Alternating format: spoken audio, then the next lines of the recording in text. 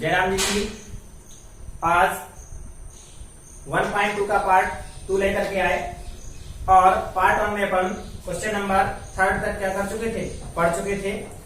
देख रहे हैं क्वेश्चन नंबर 4। देखिए यहाँ पर क्वेश्चन ये कह रहा है HCF 306 और 657 बराबर 9 दिया है। LCM 306 और 657 ज्ञात कीजिए। यहाँ पर देख लीजिए ये 306 और ये 306, ये 657 और ये 657। क्लियर। यहाँ लिखा है HCF और ये संख्या लिखी है ब्रैकेट में, अर्थात यहाँ से ये तात्पर्य हुआ क्वेश्चन में कि ये दो संख्याएं हैं, इन दोनों संख्याओं का हमें HCF कितना दिया गया है, 9 दिया गया है। हमें इनका क्या निकालना है, LCM निकालना है। क्लियर। तो देखते हैं यहाँ पर हल करते हैं। तो यहाँ पर जो जो चीज हमें दी गई है वो हम पहले नंबर क्या कर लेंगे, लिख लेंगे। तो दिया है पहले नंबर क्या दिया गया है, शुरुआत ही में हमें दिया गया है HCF बराबर दिया गया है कितना, 9। दो संख्याएं दी गई हैं, क्या दी गई हैं, संख्याएं, और संख्याएं बराबर हमारी क्या है 306 और 657। मतलब पहली संख्या हमारी क्या हो गई 306 और दूसरी संख्या क्या हो गई 657। क्लियर। और हमें निकालना क्या है, निकालना है हमें LCM। तो यहां पर हमने क्या लगा दिया, क्वेश्चन मार्क। क्लियर हुआ। अब ध्यान से हमने इसी एक्सरसाइज में 1.2 में ही क्वेश्चन नंबर 2 पढ़ा था।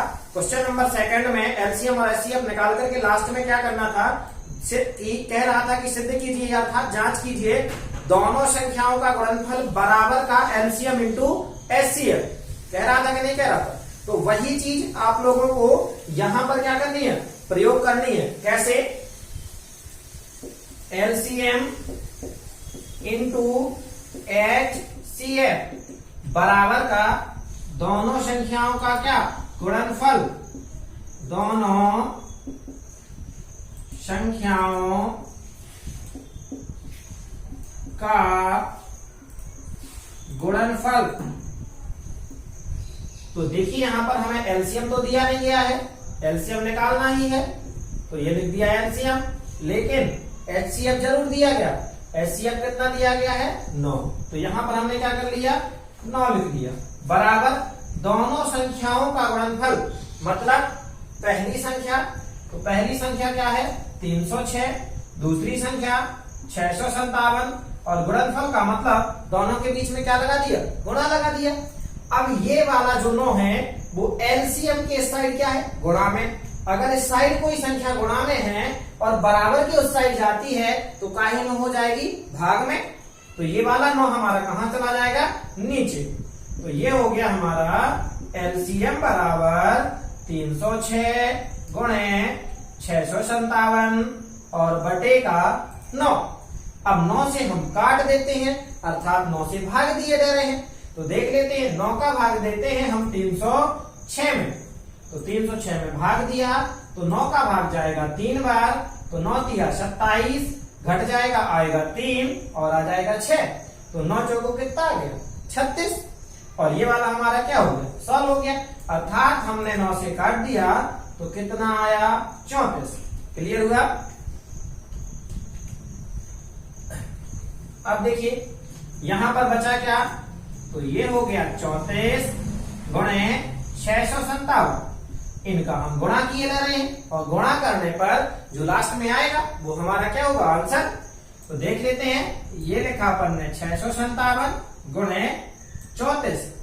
तो 4 का गुणा कर रहे हैं 7 में। तो 7 चौको 28, 28 की 8, हासिल आई 2, 5 चौको 20 और 2 22, हासिल फिर से 2, 6 चौको 24 और ये 2 26 गुणे 3 का करेंगे 7 में। तो 7 की 21, हासिल फिर से 2, 5 की 15, 16 और 17, हासिल कितनी आएगी 1, 6 की 18, 18 और 1 19। तो ये हो जाएगा 8, 2 और 1 3, 6 दूनी 12 और 1 13, 9 2 11 और 1 12 और 1 और 1 2। तो ये निकल करके आ गया हमारा 22,338 और यही हमारा क्या है, LCM। क्लियर हुआ। इस तरीके से इतना सिंपल था हमारा क्या, LCM निकालना। क्लियर हो गया? तो ये आ गया हमारा आंसर। अब आ जाते हैं क्वेश्चन नंबर 6 पर। अब ये देखो क्वेश्चन नंबर 4 सॉल्व किया, 5 पढ़ना नहीं है, इतना ज्यादा इंपॉर्टेंट है नहीं, इसलिए हम क्या करते हैं क्वेश्चन नंबर 6 पर आगे डायरेक्ट तरीके से यहाँ देखते हैं। क्वेश्चन नंबर 6 जो है वो क्या कह रहा है? क्वेश्चन ये कह रहा है कि व्याख्या कीजिए, क्या करना है? व्याख्या कीजिए कि 7 गुणे 11 गुणे 13 प्लस 13। क्वेश्चनों में ध्यान, ये जो चिन्ह यहाँ पर लगे हुए चिन्हों पर ध्यान देना, यहाँ गुणा और यहाँ पर क्या है प्लस। और 7 गुणे 6 गुणे 5 गुणे 4 गुणे 3 गुणे 2 गुणे 1 प्लस का क्या लगा है 5। भाज्य संख्याएं क्यों हैं ये हमें क्या करना है बताना है। ये भाज्य संख्याएं हैं तो क्वेश्चन में कह रहा है अगर भाज्य है तो क्यों, क्या कह रहा है यदि भाज्य है तो क्यों है, ये बात हमें क्या करनी है बतानी है। तो पहले नंबर तो हम ये समझ जाए कि भाज्य कहलाता क्या है। भाज्य संख्याएं क्या कहलाती हैं? वे संख्याएं जो किसी अन्य संख्या से कट जाती हैं, अर्थात वे संख्याएं जो किसी अन्य संख्या से विभाजित हो जाती हैं क्या कहलाती है? हमारी भाज्य संख्याएं कहलाती हैं। क्लियर हुआ? और एक और इसका जस्ट अपोजिट होता है अर्थात विलोम होता है अभाज्य संख्याएं। तो वे संख्याएं जो अपने अलावा, इसके अलावा अपने अलावा किसी अन्य से ना कटे, अर्थात किसी दूसरी संख्या से ना कटे, खुद से तो कट जाए, इसके अलावा किसी दूसरी संख्या से ना कटे, तो वे संख्याएं कहलाती हैं हमारी अभाज्य। और वे संख्याएं जो किसी दूसरी संख्या से क्या हो जाती हैं कट जाती हैं, तो वे संख्या क्या कहलाती है? हमारी भाज्य संख्याएं। यहाँ पर हमें यही बताना है कि यहाँ पर ये संख्या किसी दूसरे से क्या हो जाती है कट जाती है, अर्थात ये क्या है भाज्य संख्या है। क्लियर हुआ? चलिए देखते हैं यहाँ पर कैसे सॉल्व करेंगे। पहले नंबर तो हम ये ले लें, तो ये लिया अपन ने 7 गुणे 11 गुणे 13 प्लस 13। तो ध्यान से देखने वाली बात है, यहाँ ये इन दोनों का हम गुणा किए जा रहे हैं, 11 का और 7 का गुणा होगा तो कितना हो जाएगा 77 गुणे 13 और प्लस का 13। समझिए ये एक हमारा एक स्टेप है, अर्थात ये 1 मान लेते हैं और ये क्या मान लेते हैं 2। तो यहाँ से देखा जाए तो हमें क्या कॉमन मिल रहा है? 13 कॉमन मिल रहा है। दोनों पदों से क्या कॉमन मिल रहा है? 13। तो 13 हमने क्या कर लिया कॉमन ले लिया, और कॉमन ले लिया तो यहाँ पर क्या बचा 77 प्लस यहाँ कुछ नहीं बचा तो क्या बचा 1। 13 ब्रैकेट हटा देंगे, गुणा लगा देंगे, 77 और 1 कितना हो जाएगा 78। क्लियर हुआ? अब ध्यान से सुनिए, यहाँ पर हमें ये जो संख्या प्राप्त हो रही है, कितनी संख्या का गुणनफल है 2 का, क्या है 2 का। अब जब 2 ये हैं तो सीधी सीधी बात है, मान लीजिए अगर हम 13 से भाग दे दें तो ये 13 से 13 क्या हो जाएगा कट जाएगा, क्या हो जाएगा कट जाएगा। तो इन दोनों के गुणनफल से जो संख्या बनेगी वो भी तो संख्या काहे से कट जाएगी 13 से कट जाएगी। तो कट जाने का मतलब क्या है विभाजित हो जाना, अर्थात विभाजित हो गई तो वह संख्या कौन सी है भाज्य संख्या। चलो देखते हैं क्लियर हो गया। तो यहाँ क्या लिख देंगे, ये आ गया हमारा 13 गुणे 78। देखिए यहाँ पर लिख क्या देंगे, यहाँ 2 गुणनखंड प्राप्त हो रहे हैं, क्या प्राप्त हो रहे हैं 2 गुणनखंड प्राप्त हो रहे हैं, अतः यह संख्या क्या है भाज्य है, अतः यह संख्या भाज्य है। क्लियर हो गया? अब दूसरा वाला देखो, दूसरा वाला क्या दिया गया है 7 गुणे 6 गुणे 5 गुणे 4 गुणे 3 गुणे 2 गुणे 1 और यहाँ प्लस लगा है 5। तो समझिए इस वाले में हमने क्या किया था गुणा किया था, तो यहाँ काहे का गुणा करते हैं कि 7 का 6 का गुणा करते हैं तो कितना आ जाएगा 42। 5 अभी का तो रखते हैं, 4 3 12 12 दूनी 24 और 24 से कम, इन सब का गुणा कर दिया तो कितना आ गया 24 और प्लस का क्या आ गया 5। अब ये एक स्टेप मान लीजिए और ये क्या हो जाएगा दूसरा क्योंकि प्लस लगा है, तो इन दोनों में से देखिए हमें क्या कॉमन मिल रहा है 5। अब अंदर क्या बचेगा 42 गुणे 24 प्लस यहाँ तो कुछ नहीं है तो क्या है 1। इन दोनों का हम गुणा कर लेते हैं, इसका 42 का और 24 का। तो देखो यहाँ लिखा अपन ने 42 गुणे 24 4 दूनी 8 4 चौको 16, 2 दूनी 4 और 4 दूनी 8, 8 6 और 4 10, 8 और 1 9 और 1 क्या हो गया 10। अब इन दोनों को टोटल कर दिया तो कितना हो जाएगा हमारा 1 0 0 8 और प्लस का 1 ये हो जाएगा 5 और इन दोनों को प्लस कर दिया 1 0 0 क्या हो जाएगा 9। अब इन्हें हम काहे में लिख सकते हैं गुणा के रूप में 1 0 0 9। अब ध्यान से सुनिए, जब ये दो संख्याओं का गुणा होगा जो नई संख्या बनेगी क्या वो 5 से नहीं कटेगी। जब 5 से ये 5 कट सकता है तो स्वाभाविक सी बात है वो संख्या 5 से कटेगी। क्लियर हुआ। तो अर्थात यहां पर भी उसी तरीके से हम लिख देंगे, क्या लिख देंगे जैसे यहां लिखा था, यहां दो गुणनफल प्राप्त हो रहे हैं अतः यह संख्या क्या है भाज्य। क्लियर हुआ। तो इसी चीज को यहां पर पुनः दोबारा से आप लोगों को क्या कर देना है लिख देना है। यहां दो गुणनफल प्राप्त हो रहे हैं अतः यह संख्या क्या है भाज्य। क्लियर होता है। चलिए अब आ जाते हैं क्वेश्चन नंबर कौन से पर 7वें पर।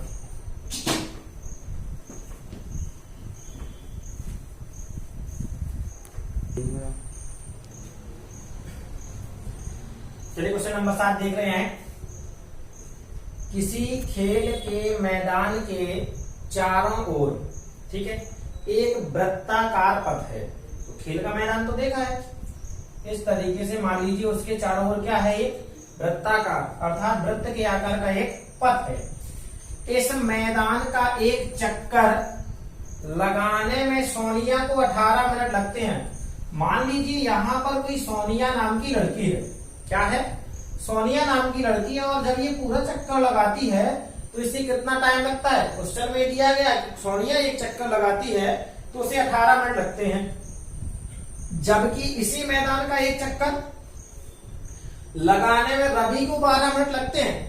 रवि मान लीजिए ये एक रवि है, क्या है रवि। तो रवि अगर इस मैदान का चक्कर लगाए तो ये 12 मिनट में कंप्लीट कर लेता है, और सोनिया अगर इसका चक्कर लगाए मैदान का तो ये कितने में करता है। सोनिया 18 मिनट में कर पाती है और रवि कितने मिनट में कर लेता है 12 मिनट में कर लेता है। क्लियर हुआ। अब मान लीजिए वे दोनों एक ही स्थान और एक ही समय पर चलना प्रारंभ कर रहे हैं। क्या करते हैं, मान लीजिए रवि ने और सोनिया ने दोनों ने एक जगह से, ये जगह है मान लिया, और यहां से चलना प्रारंभ कर दिया। एक ही समय पर जितने टाइम पर उसने चलना प्रारंभ किया उतने टाइम पर उसने एक ही समय पर क्या कर देते हैं चलना प्रारंभ कर देते हैं। स्थान भी एक है और समय भी क्या एक है। आगे बढ़िए, प्रारंभ करके एक ही दिशा में चलते हैं। कहने का तात्पर्य अगर सोनिया इस साइड चली तो रवि को भी किस साइड चल रहा है इसी साइड चल रहा है। तो स्वाभाविक सी बात है कुछ कर्मों बाद रवि क्या हो जाएगा आगे निकल जाएगा कि नहीं निकल जाएगा, और सोनिया कहाँ रह जाएगी पीछे, क्योंकि सोनिया का तो टाइम क्या है 18 मिनट में पूरा करना है, और ये जो रवि है ये 12 मिनट में कर लेगा, मतलब रवि की चाल क्या कहलाएगी तेज कहलाएगी। इसी दिशा में चलते हैं तो कितने समय बाद में पुनः उसी स्थान पर मिलेंगे। क्या कह रहा है कि मान लीजिए इसने भी चलना प्रारंभ किया और उसने भी क्या कर दिया चलना प्रारंभ कर दिया। तो ये तो चल रही है, देखिए ये मान लीजिए चलो ऊपर एक काम करते हैं, ये सोनाली चल रही है और ये रवि ने चलना प्रारंभ कर दिया।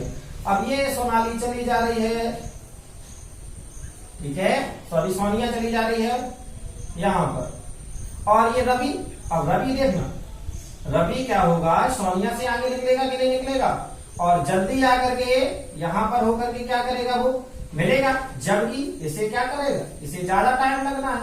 तो ये धीरे धीरे चल रही है तो इसे, क्योंकि इसे कितना टाइम लगना है 18 मिनट एक चक्कर में। तो पूछ रहा है कि कितने समय बाद ये दोनों आकर के क्या करेंगे मिलेंगे। तो रवि तो पहले पहुंच करके रुक गया और सोनिया जो है ये बाद में आएगी। तो रवि का टाइम तो 12 था और इसका टाइम क्या था अलग था 18 था। तो ये बताना है कि दोनों जब मिले हैं अर्थात कितना टाइम लगा होगा। तो ऐसी कंडीशंस के लिए हम क्या निकालते हैं LCM। क्लियर हो गया।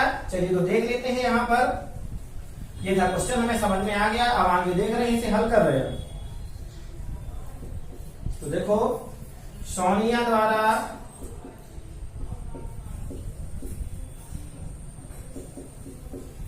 एक चक्कर लगाने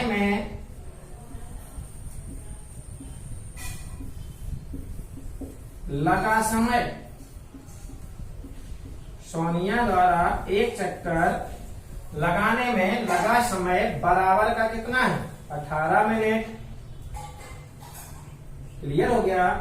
अब सोनिया के बाद जो रवि है, कौन है? रवि। तो रवि द्वारा एक चक्कर लगाने में लगा समय, तो रवि को कितना टाइम लगता है? 12 मिनट। क्लियर हो गया। अब हम निकालेंगे क्या इन दोनों का? अगर ये साथ में एक जगह से चलना प्रारंभ करते और एक ही जगह पर आकर के मिलना है तो क्या निकालेंगे? एलसीएम।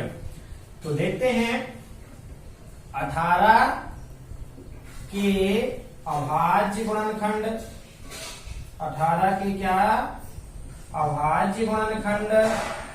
तो जब 18 के हम गुणनखंड करेंगे तो कितना आएगा? 2 गुणे 3 गुणे 3, 3 दूनी 6 और 6 3 18। और यहां पर क्या लिखेंगे? 12 के अभाज्य गुणनखंड। 12 की क्या हो गया? ये निकाल दिया अपन ने 12 के अभाज्य गुणनखंड। तो 12 के अभाज्य गुणनखंड कितने आ जाएंगे? 2 दूनी 4 3 12। अगर किसी से अभाज्य गुणनखंड निकालते नहीं बनता है तो वो गुणनखंड कर लिया करे बगल में। जैसे 18 ही है तो 2 से काटे 9 आया, 3 से काटा 3 आया, 3 से काटा ये आया। इन्हीं चीज को हम क्या करते थे? यहाँ पर लिख लेते हैं। अब देखिए एलसीएम में हमने आपको क्या बताया था कि जिसका कॉमन मिल रहा है उसे लिख लिया। तो कॉमन यहाँ पर क्या मिल रहा है? 2 और क्या मिल रहा है? 3। चलिए तो ये 2 लिख लिया और 3 लिख लिया। अगर HCF निकालना होता, क्या निकालना होता? HCF। तो हम केवल इतना ही लिख करके गुणा करके आगे बढ़ जाते, आंसर हो जाता। लेकिन निकालना क्या है? LCM। तो पहले नंबर जो कॉमन मिले उन्हें लिख लिया। अब बाकी जो बचे, तो यहाँ पर देखिए क्या बचा? 3 और यहाँ पर क्या बचा? 2। तो इनका हम क्या कर देते हैं? गुणा। क्लियर? 3 दूनी 6, 6 दूनी 12, 6 3 18 और 18 दूनी 36। तो इसका एलसीएम कितना आया? 36। और यही हमारा क्या है? आंसर। अर्थात चाहे तो हम ऐसा लिख सकते हैं कि अतः क्या? अतः कौन सा नाम क्या था यहाँ पर? सोनिया। और दूसरा क्या था? रवि। तो सोनिया और रवि दोनों कितने मिनट में? 36 मिनट बाद। कितने मिनट बाद? 36 मिनट बाद। क्या कह रहा था? कितने समय बाद पुनः प्रारंभिक स्थिति पर मिलेंगे? तो बाद, उसके बाद क्या कर देंगे? पुनः प्रारंभिक स्थान पर मिलेंगे। क्लियर हो गया? पुनः प्रारंभिक, चलिए कहां पर मिलते हैं? प्रारंभिक स्थान पर क्या होगा? मिलेंगे। क्लियर हो गया? ये थी हमारी एक्सरसाइज 1.2। टोटल हमारी 1.2 एक्सरसाइज क्या हो चुकी है? कंप्लीट हो चुकी है। केवल 2 पार्टों में है, पार्ट 1 और पार्ट 2। क्लियर? तो पढ़ते रहिए, मुस्कुराते रहिए। धन्यवाद। जयराम जी की।